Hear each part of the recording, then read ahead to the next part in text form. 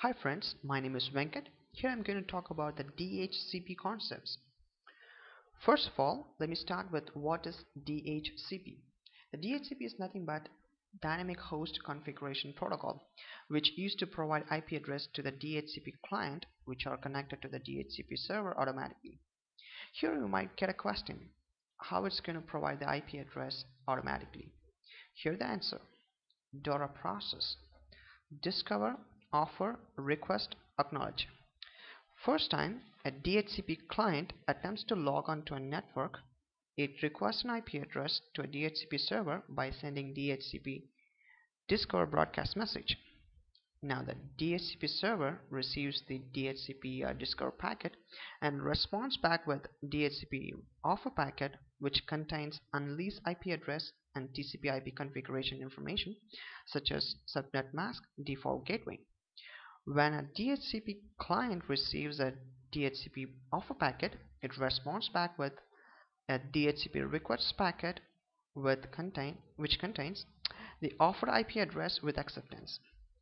Now, the DHCP server acknowledges the DHCP request from the client by sending DHCP acknowledgement packet. Alright, the DHCP client got an IP address, everything has been set up. Is it completed? Now, let me ask you a question by giving you a scenario. You went for a vacation, say for about a month. When you come back to office and boot up your computer, it will try to request for the same IP address which it has. Since your computer IP address was not in use for a while, the server might assign that IP address to a different computer, so that your computer cannot use the same IP address. Now, what's going to happen? Let's move a little bit further and drill the nuts and bolts of DHCP. In this scenario, the DHCP server will respond back with DHCP negative acknowledgement because it's no longer valid for your system. Then the DHCP client, that is your system, realizes that it's no longer valid and sends back with DHCP decline packet to the server to begin the DHCP lease process again. Alright, one more scenario here is whatever the IP address that you are getting from the DHCP server will get expire after a period of time. It depends on your DHCP lease configuration on the server. By default, the DHCP lease period for DHCP client is 8 hours and for the server is 4 hours. Before it's going to get expire, the client will release the IP address and DHCP server will respond back with DHCP information. In this screen you can see whether you have enabled the DHCP or not. When the DHCP lease has been obtained, when it's going to get expire and all those informations, and also it has the IP address, subnet mask, default gateway, and DHCP server address. Alright, let's move on to the next topic, API-PA, automatic private IP addressing. You might have noticed this error message on your system, limited or no connectivity. When the DHCP server is unavailable, the client will assign the IP address itself is called automatic private IP addressing. This is useful to have basic TCP/IP connectivity for a small network. The drawback here is when the DHCP server is available or comes back up, it will not immediately re-register themselves. We need to renew the IP address by doing ipconfig renew. Since it's a released IP address, there is no need to release it again. We can directly go ahead and renew the IP address. Also, we can disable the API-PA from the registry because it's if you think it's not useful. Alright, so API-PA falls into class B IP addressing, which you can see it on the screen. It is starts with the 169 and 254 IP segment. One more point to remember here is whenever your computer gets restart, to be more precise, Whenever your network card gets rebooted, your system will try to contact the DHCP server. Here you might get a question. Can I restart my network card without restarting my computer? Yes, you can do that by doing ipconfig release and renew. Alright, so here comes the most important topic in DHCP relay agent. First, let me explain you why we need DHCP relay agent. In a router network, you can deploy the DHCP server on each network segment so that the client on each segment can be issued with an IP address. However, there might be some circumstances that prevent you to place a physical DHCP server on each network segment.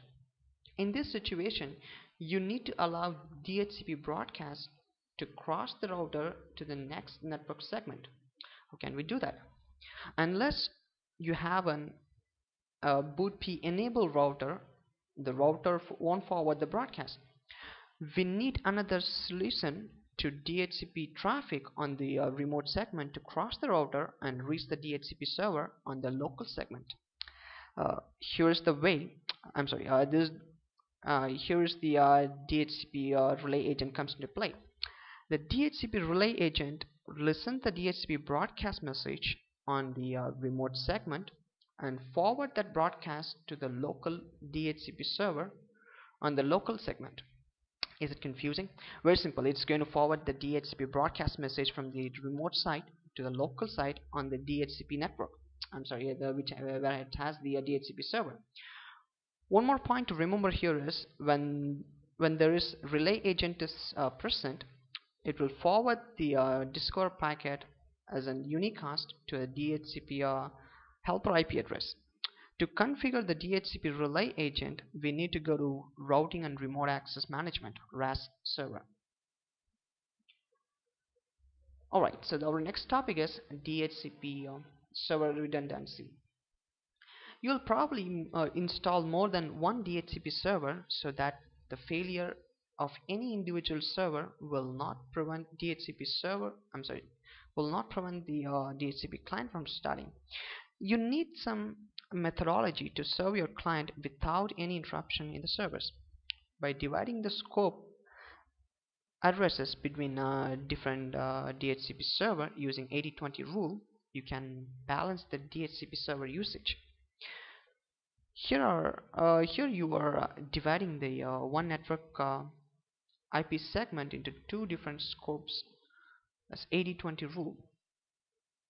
You can see it in the diagram how it has been divided as 80% and 20% for same network segment. So our next topic is a superscope. A superscope allows a DHCP server to provide leases from more than one scope to a client on a single physical network. It's very simple. You are configuring multiple logical IP subnets on a same physical subnet.